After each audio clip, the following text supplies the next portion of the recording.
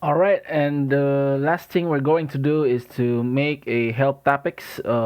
Help topics is just about what's the when you create a ticket, it will just what is the commonly problem or what's the topic of that ticket. So to do that, we will go to admin and then manage and then help topics. So help topics, we will create a new topic.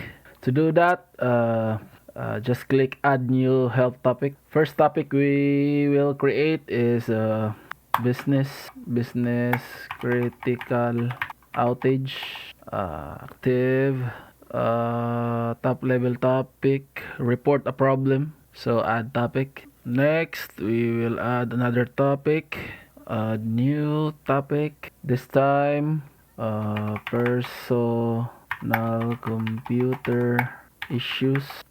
Report a problem. Add topic. Add more. Equipment request. Equipment request. So, general inquiry. Report problem.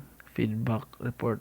Business critical outage. General inquiry. I think it's general inquiry. Equipment request. Add topic. Next one is password reset. Password reset. Password reset will be access issue. Report a problem, access issue. Save. And the last is other general inquiry. Save. If we go back to the help topic, we already created the topics, general inquiry, report a problem, business critical outage, computer issue, general inquiry, other.